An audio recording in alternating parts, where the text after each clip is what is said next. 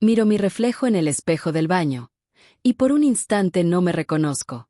¿En qué momento las líneas alrededor de mis ojos se volvieron tan profundas? ¿En qué momento mi cabello, antes castaño brillante, se volvió completamente gris? 68 años. Un número que alguna vez me pareció una exageración poética mientras enseñaba los sonetos de Shakespeare o los diálogos afilados de Jane Austen. Ahora, es la edad que pesa sobre mis hombros, aunque mi espíritu todavía recuerda el sabor del primer amor, el eco de risas en un aula, el aroma del café entre libros. Me llamo Beatrice Pellegrini. Durante 37 años fui profesora de literatura inglesa en el Choreline College, una pequeña ciudad costera donde el mar se mezcla con el olor de tinta fresca y pan horneado. Allí construí mi mundo, entre páginas subrayadas, tardes lluviosas, alumnos curiosos, y un hijo. Fletcher. Criado con ternura, con promesas, con sacrificios que no caben en un currículo. Pero nada de eso aparece cuando una herencia inesperada desata una tormenta. Y esa tormenta no llegó desde afuera. Llegó desde donde más dolía, desde mi propia sangre. El vapor de la ducha aún empaña los bordes del espejo, pero puedo verme con claridad. Demasiada claridad. Las arrugas en la frente, las líneas que bajan desde los ojos hasta los labios, la piel que alguna vez fue tersa ahora cuelga como una promesa vencida. Me observo sin maquillaje, sin sonrisa, sin excusas.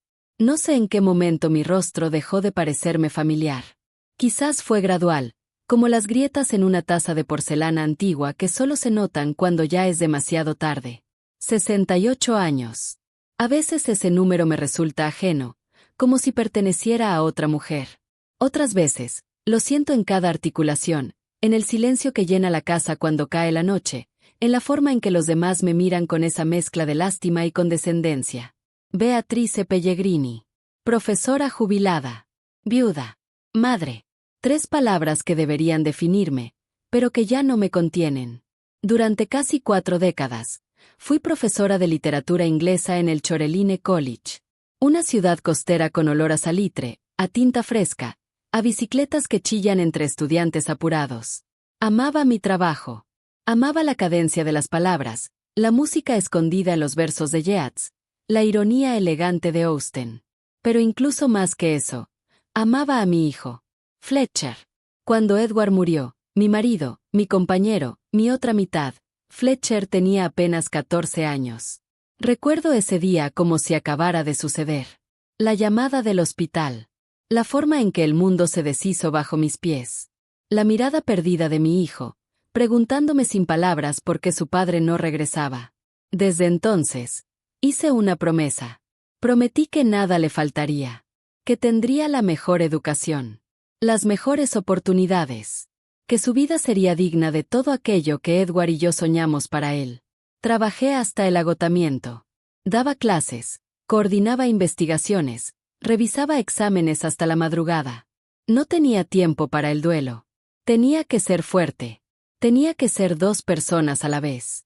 Tenía que construir un futuro, sin tener tiempo para reconstruir el mío. Y Fletcher. Fletcher creció. Brillante. Responsable. Graduado en administración. Máster en finanzas. Un empleo en una firma de inversiones de renombre. Lo observaba desde lejos con un orgullo que a veces dolía, como si su éxito me recordara todo lo que yo dejé atrás para que él pudiera avanzar. Nunca se lo dije, por supuesto. No quería cargarlo con culpas. Quería que volara alto. Y entonces llegó ella. Olivia. El primer día que habló conmigo por teléfono, su voz sonó amable, dulce, pero algo en su tono me hizo fruncir el ceño. Demasiado control. Demasiada cortesía calculada. Como si cada palabra fuera una jugada en un tablero de ajedrez invisible. No me equivoqué, pero no lo vi venir. Porque cuando el amor por un hijo es tan profundo, uno aprende a cerrar los ojos. Aunque el corazón grite. Aunque el espejo se rompa. La llamada llegó apenas 3 días después del funeral de Imogen. Una prima lejana, excéntrica y brillante, cuya vida transcurrió entre París y Nueva York, entre lienzos abstractos y amantes fugaces. No éramos cercanas, pero nos respetábamos. Ella solía enviarme postales desde exposiciones. Yo respondía con cartas breves, agradecidas, siempre firmadas con tinta azul. Nunca imaginé que me dejaría algo. Mucho menos todo. Una colección completa de sus obras más importantes. Y una suma de dinero considerable. Suficiente para cambiar el rumbo de una vida. O para encender una guerra. Beatrice, dijo Olivia por teléfono con su habitual tono de terciopelo venenoso, Fletcher y yo solo queremos asegurarnos de que nadie se aproveche de ti. Hay muchos estafadores hoy en día, especialmente cuando se trata de personas mayores. Personas mayores. Esa frase resbaló por mi oído como un insulto disfrazado. Yo no necesitaba protección. Mucho menos la de ella. Todo está en orden, respondí con calma. El abogado Errington ya transfirió los fondos. Todo está legalmente cerrado. Hubo un silencio al otro lado de la línea. Podía imaginarla mordiéndose el labio, calculando su próxima jugada. Fletcher está muy interesado en ayudarte a invertir ese dinero, dijo al fin. Tiene algunos proyectos prometedores. Sería una pena que ese capital se quedara inmóvil en una cuenta bancaria. Ahí estaba. No tu dinero. No tu decisión. Sino ese capital. Como si mis años de trabajo, de renuncias, de sacrificios, fueran una simple cifra útil para los planes de su marido. Mi hijo. Lo escuchaba repetir las mismas frases de ella como si fueran propias. Como si ya no recordara quién era antes de casarse. El niño que amaba los poemas de Blake, que construía castillos de arena con Edward, que me traía flores silvestres envueltas en papel de cuaderno. Gracias por la preocupación, le dije a Olivia, pero ya tengo planes. Y los tenía. Desde que recibí la noticia de la herencia, una idea había empezado a crecer dentro de mí como una semilla obstinada. Comprar una casa victoriana abandonada en la calle Macova. Restaurarla. Y transformarla en un centro cultural. Una galería para las obras de Imogen. Un lugar para recitales de poesía, noches literarias, talleres para niños, conciertos íntimos. Una ofrenda a la belleza. Una rebelión contra la indiferencia. Una forma de volver a mí. ¿Estás segura de que es sensato? Preguntó Olivia, fingiendo preocupación. Es mucho trabajo. Y a tu edad. A tu edad. Otra vez. Como si los sueños tuvieran fecha de vencimiento. Como si la dignidad y la pasión tuvieran que enterrarse después de los 60. Estoy más segura que nunca, respondí. Y todo estará claramente establecido en mi testamento. Esa última frase la hizo enmudecer. Y por primera vez, sentí que yo también sabía jugar. No por venganza, sino por justicia. La herencia no era un regalo para ser repartido. Era una llave. Y yo, finalmente, estaba lista para abrir la puerta. La primera vez que vi la mansión en la calle Macova, parecía un suspiro detenido en el tiempo. Era una casa victoriana de 3 pisos, con torres puntiagudas, balcones oxidados y vitrales cubiertos de polvo.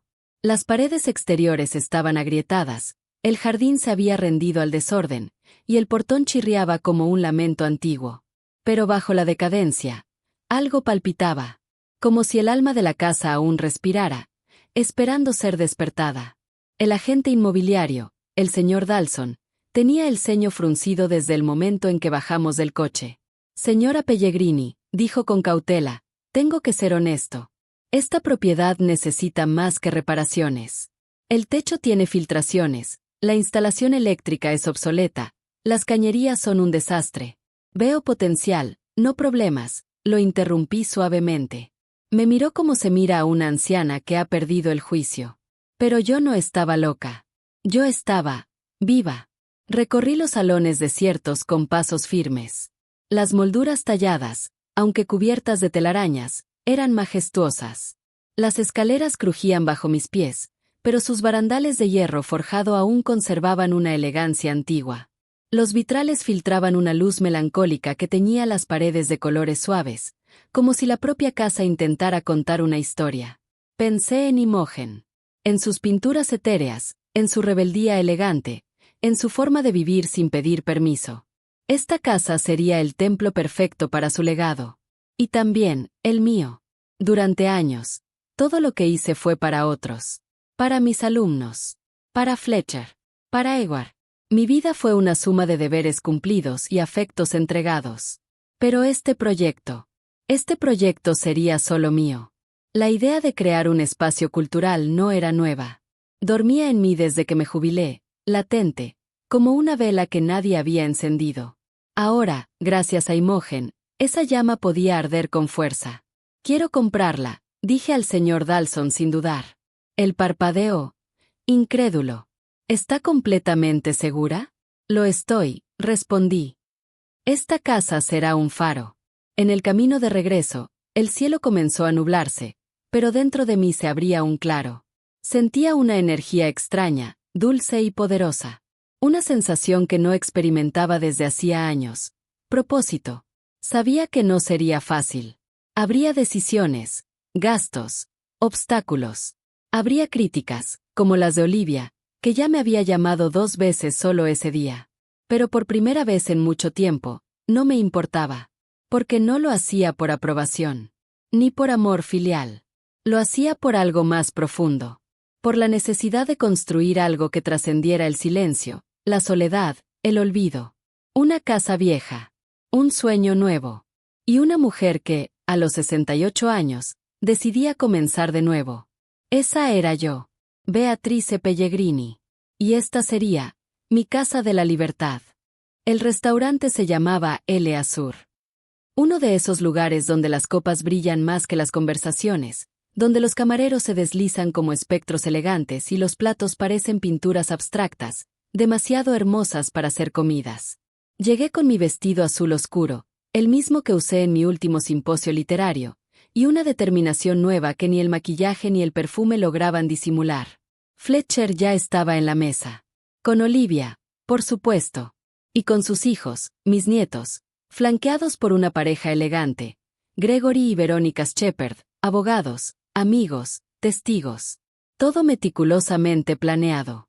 Aquí está nuestra Beatrice, exclamó Olivia, con esa sonrisa que no le llega nunca a los ojos.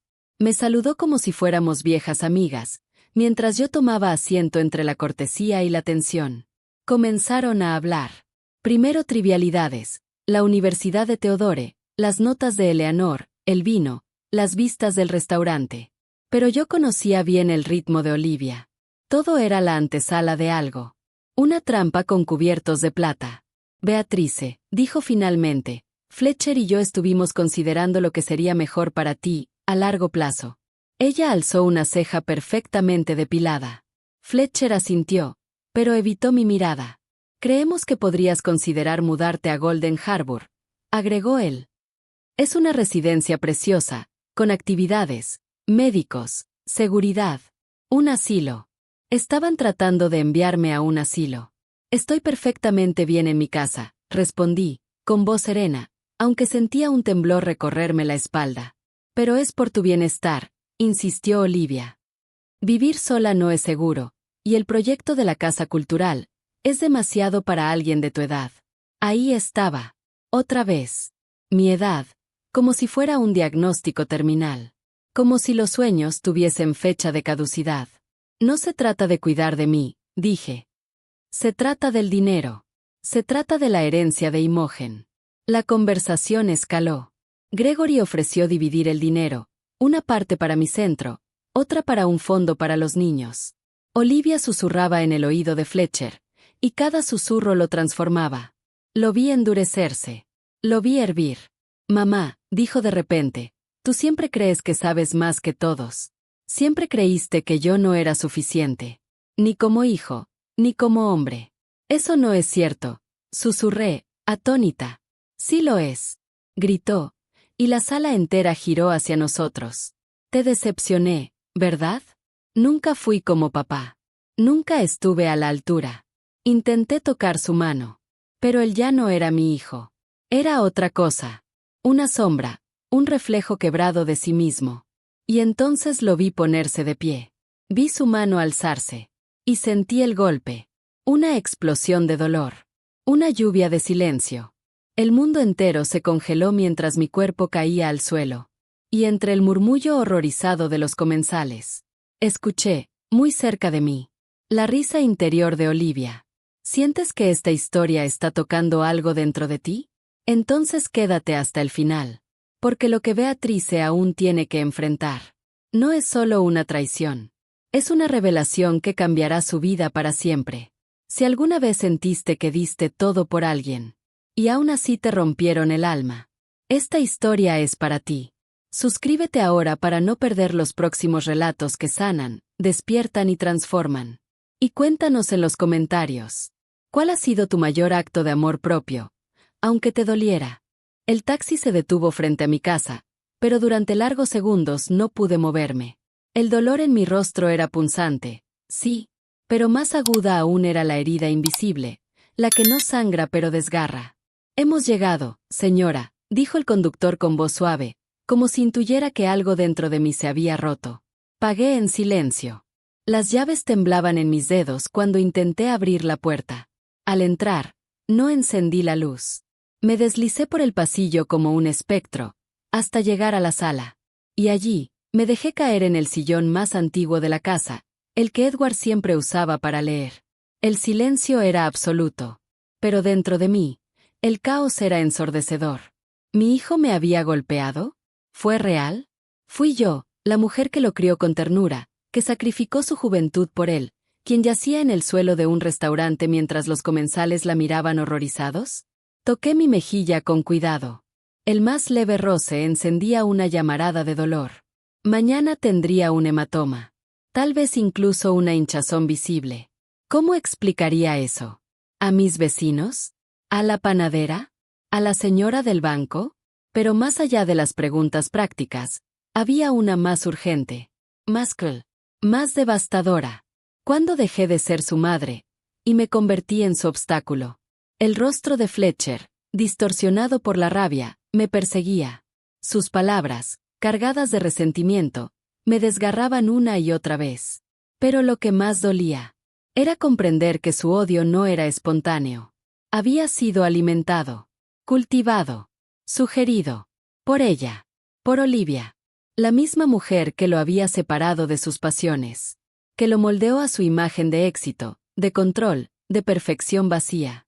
Y él lo permitió. Y yo lo permití también. Durante años, fingí que todo estaba bien. Aguanté desplantes, comentarios condescendientes, ausencias disfrazadas de obligaciones. Acepté que me marginaran de sus vidas para no parecer dramática, para no perder el poco vínculo que aún creía tener. Pero esta noche, ya no podía mentirme. Algo dentro de mí murió cuando sentí esa mano en mi cara. No solo la de Fletcher, sino la de una vida entera vivida en silencio, para complacer, para no incomodar, para ser útil, discreta, la madre perfecta. Me quedé allí sentada, con las luces apagadas y el corazón expuesto. No lloré. No aún. Estaba más allá del llanto. En la oscuridad, vinieron las imágenes. Edward, con su risa suave. Fletcher, con sus castillos de arena. Yo, joven, con libros bajo el brazo, hablando de Shakespeare como si pudiera salvar el mundo con palabras. Y de pronto, una voz interior, suave pero firme, susurró dentro de mí. Esto no puede ser el final. Tal vez, solo tal vez, había una puerta más allá de la ruina. Una que aún no había cruzado. La campanilla sonó 2 veces antes de que pudiera reaccionar. No esperaba a nadie. Y, sinceramente, no quería ver a nadie. Pero la voz que resonó desde el otro lado de la puerta era inconfundible. Beatrice, sé que estás en casa. Por favor, abre.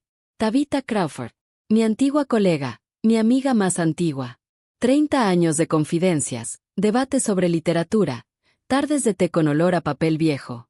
Ella, siempre aparecía cuando más la necesitaba. Abrí la puerta con lentitud. El gesto en su rostro pasó del alivio a la alarma en un segundo. Dios mío, Beatrice, susurró, observando mi mejilla amoratada. No es nada, intenté decir, bajando la mirada. No mientas. Te conozco demasiado bien. Eso no fue una caída. Entró sin esperar permiso, como las verdaderas amigas hacen cuando la situación lo exige. Encendió la luz, y la claridad me hizo parpadear con vergüenza. ¿Quién lo hizo? Preguntó con la voz baja, pero firme. Me senté lentamente. No tenía fuerzas para sostener la máscara ni un minuto más. Fletcher, dije, apenas en un susurro. El nombre se estrelló contra las paredes como una confesión sacrílega. Tabitha se quedó en silencio unos segundos. Luego cerró los ojos. No puede ser. Y entonces hablé. Le conté todo. La herencia de Imogen. El proyecto del centro cultural. La manipulación constante de Olivia.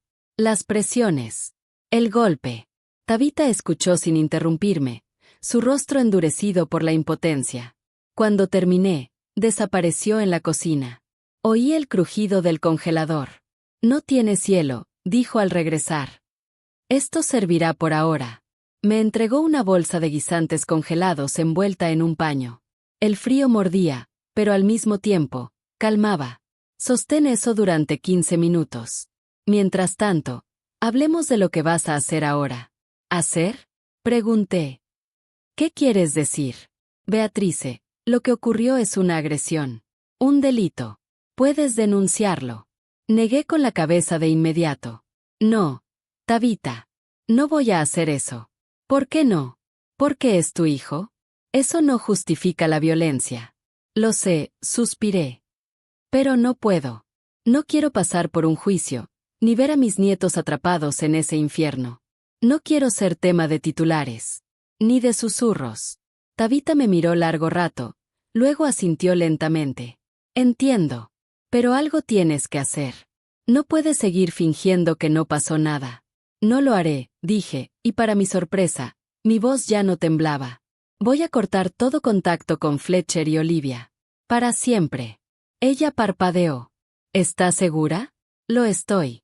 Durante años me callé. Durante años justifiqué. Me dije que Fletcher estaba confundido, dominado, atrapado. Pero ayer, él eligió. Él levantó la mano. Y eso tiene consecuencias. Tabitha me observó con una mezcla de dolor y respeto. Ya era hora, susurró. Te mereces mucho más. Lo sabía. Por primera vez en mucho tiempo, lo sabía con certeza. Ese vínculo, esa familia, había sido una soga al cuello durante años. Ahora, por fin, estaba lista para soltarla. La mañana siguiente amaneció con una claridad extraña. No había dormido bien, pero no me sentía cansada. Sentía dirección. Como si, por fin, después de años de niebla, tuviera una brújula interior apuntando con firmeza hacia el norte. Encendí la cafetera, como todas las mañanas. Pero esta vez no me senté a leer. Revisé papeles. Saqué el archivador con mis documentos más antiguos. Busqué el número del señor Harrington. Mi abogado de toda la vida. Hombre seco, meticuloso, honesto. Había redactado mi testamento años atrás, cuando todavía creía que la sangre era garantía de lealtad. Cuando imaginaba que Fletcher cuidaría mi legado como Edward hubiera hecho. Cuando aún creía que Olivia era solo una fase. Pero ya no. Necesito una cita urgente, le dije a su secretaria. ¿Motivo? Voy a reescribir mi testamento. Hubo una pausa del otro lado. Quizá fue mi tono. Quizá fue el temblor apenas contenido en mi voz. Lo verá esta tarde, señora Pellegrini, respondió al fin. A las 3. Colgué y sentí algo liberarse dentro de mí. No era rabia. No era tristeza. Era decisión. Tomé una ducha larga. Me vestí con mi ropa más sobria, la misma que usaba para conferencias importantes. Y cuando estuve lista, recogí los documentos de la herencia, el plano de la casa en la calle Macoba, y mis nuevas voluntades. El despacho del señor Harrington olía a cuero viejo y a madera encerada. Como una biblioteca donde las verdades no se gritan, pero tampoco se esconden. Explíqueme todo, me pidió él, con su pluma en mano. Y así lo hice. Le hablé de Imogen, del centro cultural, de la traición, del golpe. No omití nada. Ni siquiera el temblor que aún sentía en la mejilla al recordar. Él escuchó en silencio. No me interrumpió ni una vez. Al final, asintió. Es su derecho. Y su voluntad será respetada. El Nuevo Testamento fue redactado en menos de una hora. La casa sería donada a una fundación cultural sin fines de lucro que llevaría el nombre de Imogen y mío.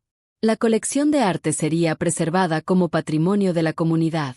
Una parte de mis ahorros se destinaría a becas para jóvenes artistas. Y el resto, dividido en 2. Metade para el centro cultural. La otra, en un fideicomiso directo a mis nietos, que solo podrían acceder al cumplir la mayoría de edad, sin mediación de sus padres. ¿Y Fletcher? Preguntó Harrington, sin levantar la vista. Nada, respondí con calma. Lo desheredo completamente. Él eligió otro camino. El abogado no opinó. Solo escribió. Cuando firmé los documentos, sentí que no solo estaba firmando un testamento. Estaba escribiendo una declaración. Una frontera. Un renacimiento. Al salir a la calle, el aire me pareció más liviano. Como si, por fin, el mundo comenzara a devolverme el espacio que había cedido durante años. Ya no era madre por obligación, ni mártir por tradición. Era Beatrice Pellegrini. Y ahora, era dueña de mi historia. El teléfono sonó a las 19:04. Yo estaba doblando una manta en el sofá cuando vi el nombre en la pantalla. Eleanor. Mi nieta. Durante segundos, no supe qué hacer. El corazón me dio un vuelco extraño, como si aquella palabra, aquella persona, aún habitara en un rincón sagrado que no me atreví a sellar por completo. Respiré hondo. Y atendí. ¿Nonna? La voz era apenas un susurro. Pero bastó para romper algo dentro de mí. Estoy aquí, mi amor, dije, con un nudo en la garganta que llevaba días cultivándose en silencio. Hubo una pausa larga al otro lado. Tan larga que temí que colgara. Pero entonces, con voz temblorosa, me dijo, ¿estás bien? Quise mentir. Quise decir que sí. Pero ya no podía ser esa mujer que encubría, que disfrazaba, que protegía a costa de sí misma. No, cariño. No lo estoy. Pero estoy mejor que ayer. Otra pausa. Y entonces, el sollozo. Eleanor lloraba. Y con cada lágrima suya, caía una mía. Vi lo que pasó, dijo entrecortada. Mamá no sabe que usé su cuenta. Vi el video del restaurante. Alguien lo subió. Mi estómago se contrajo. La humillación, ahora era pública. Pero el dolor más profundo no fue la exposición. Fue imaginar a mi nieta viendo aquel momento. El golpe. La caída. La abuela convertida en espectáculo. Lo siento tanto, nonna. No sabía que las cosas estaban así. Siempre te veía tan tranquila. Porque me enseñaron a callar, Eleanor. A no incomodar. A tragar lágrimas con el té. Pero ya no más. Del otro lado, silencio. Y luego, una confesión. Yo también me he callado muchas cosas. Mamá me controla todo. Me dice cómo vestirme, qué estudiar, con quién hablar. Siempre dice que tú eres una exagerada. Pero yo no creo eso. Yo siempre te vi como fuerte, libre, distinta. Mis ojos se nublaron. Eleanor, me había estado observando todo ese tiempo. Silenciosa, sí, pero no ciega. Me escapé esta tarde. Estoy en el parque, frente a tu casa. ¿Puedo subir? Mi corazón casi se detuvo. No por miedo, más por esperanza. Claro que sí, mi niña. La puerta está abierta. No colgué. Corrí a la entrada. Y cuando abrí, la vi. Allí estaba ella. 17 años, mochila al hombro, lágrimas en los ojos. Y la misma mirada de Edward cuando amaba sin condiciones. Nos abrazamos con fuerza. Ya no importaban las palabras, ni las heridas, ni el pasado. En ese instante, supe algo con absoluta certeza. La herencia más grande no era el dinero, ni la casa, ni los cuadros. Era ella. Era su voz. Era la verdad que, por fin, se atrevía a hablar. Eleanor no volvió a casa esa noche. Ni la siguiente. Ni la que siguió. No hizo falta que lo dijera. Bastó con su forma de tender la cama de invitados sin que yo se lo pidiera. Con su taza de té junto a la mía cada mañana. Con los libros que empezó a sacar de mis estanterías, como si se reencontrara con un idioma que había olvidado hablar. En ese silencio compartido, algo empezó a florecer. ¿Te acuerdas de la casa en la calle Macoba? Le pregunté una tarde, mientras tomábamos sol en el pequeño jardín. ¿La que heredaste de Imogen? Esa misma. Eleanor sonrió con dulzura. Siempre quise entrar. Mamá decía que era un lugar viejo y polvoriento que no tenía futuro. Pero a mí, me parecía mágico. Asentí. Yo también sentía eso. Aquel lugar no era solo ladrillos y historia. Era símbolo. Era legado. Era posibilidad. Quiero convertirla en un centro cultural, dije con calma. Un espacio para jóvenes artistas. Para la palabra, la pintura, la música, el pensamiento libre. Quiero que las voces como la tuya no tengan que esconderse más. Eleanor me miró, sorprendida. Y por primera vez, no vi a una adolescente. Vi a una mujer en construcción. Una que, a pesar del entorno hostil, había decidido florecer. ¿Y qué necesitas para eso? Tiempo, energía, ayuda. Y, alguien que crea conmigo. No respondió al instante. Se levantó, caminó entre las flores del jardín, las mismas que había regado en silencio desde que llegó. Y arrancó una margarita que ya se inclinaba hacia el suelo. Entonces, empecemos por limpiar la ruina, dijo al fin. Pero vamos a llenarla de flores. Nos reímos. Una risa que no venía del alivio, ni del humor. Venía de la esperanza. De ese lugar secreto donde el alma reconoce que algo nuevo comienza a nacer. Los días siguientes fueron un torbellino dulce. Visitamos la casa. Estaba cubierta de polvo, sí, pero aún respiraba. Las paredes susurraban historias. Las ventanas aún dejaban pasar luz dorada. Y el viejo cuarto de Imogen conservaba su aroma a lavanda seca. Eleanor tomó fotografías de cada rincón. Hizo dibujos. Diseñó bocetos. Podemos dejar esta pared de ladrillo expuesta, me decía. Aquí podríamos hacer una sala de lectura. Y ese patio. Tiene espacio para un escenario pequeño. Yo la escuchaba maravillada. Cada palabra suya era semilla. Cada idea, brote. Y en el fondo, sabía que aquella casa no solo iba a albergar arte. Iba a albergar la verdad. La libertad. La memoria viva de las mujeres que se negaron a marchitarse en silencio. El pasado había dolido. Sí. Pero desde esas ruinas, estábamos construyendo algo que ninguna bofetada podría borrar. Algo que, por primera vez, llevaba mi nombre. Y el suyo. El sol salió con una suavidad especial aquella mañana. No era radiante. Era dorado. Como si el cielo supiera que, ese día, algo más que una casa abría sus puertas. Se abría una historia. Una nueva raíz. La casa en la calle Macoba había cambiado. Las paredes ya no lloraban humedad. Los ventanales respiraban luz limpia. Las habitaciones tenían nombres. La sala Imogen. El refugio de las letras. El taller de las voces nuevas. Todo olía a madera fresca, a flores, a tinta y a posibilidades. Eleanor caminaba a mi lado. Vestía un conjunto sencillo, pero su rostro irradiaba algo que no se podía comprar. Confianza. Libertad. La puerta principal se abrió con un chirrido simbólico. Y una fila de jóvenes, artistas, vecinos, madres con niños de la mano, ancianos curiosos. Comenzó a entrar. Uno a uno, descubrían los cuadros restaurados, los poemas colgados en cuerdas, las partituras esperando ser tocadas. En un rincón, un mural pintado por adolescentes decía: aquí no se juzga. Aquí se escucha. Una periodista local me pidió una palabra. Me quedé en silencio unos segundos. Y luego respondí: este lugar es la respuesta al golpe. Pero no desde la venganza, sino desde la creación. Eleanor me miró con los ojos húmedos. Me tomó la mano, y juntas dimos el último paso. Cortar la cinta roja de la entrada al auditorio.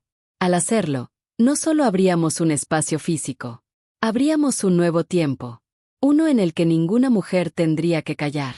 Ni vivir con miedo. Ni ocultar su luz para caber en la sombra de otros. Cuando terminó el evento, los asistentes comenzaron a irse, dejando risas, abrazos y promesas de regreso. Eleanor y yo nos sentamos en el banco del jardín. A nuestro lado, una niña de 7 años dibujaba en silencio. ¿Qué pintas?, le preguntó mi nieta. Una casa, dijo ella. Pero con alas. Nos miramos, y sonreímos. Porque sí. Aquella casa tenía alas. Y yo, Beatrice Pellegrini. La mujer que fue silenciada, golpeada y olvidada por su propio hijo. Había aprendido a volar. No por orgullo, sino por amor propio. ¿Te conmovió esta historia? ¿Sentiste que, en algún momento, también tú fuiste Beatrice, luchando por tu voz en medio del ruido? Entonces, no te vayas sin dejar tu huella. Escribe en los comentarios. ¿Cuál fue ese momento en tu vida donde decidiste elegirte a ti por encima de todo? Activa la campanita de notificaciones para no perder las próximas historias que transforman, despiertan y abrazan el alma. Y no te vayas aún. Haz clic en los videos sugeridos que aparecerán ahora mismo en tu pantalla. Cada uno tiene una verdad que tal vez estabas esperando escuchar. Comparte este video con alguien que necesite recordar que su voz aún importa. Porque a veces, una historia compartida salva otra vida en silencio. Gracias por estar aquí. Nos vemos en el próximo capítulo.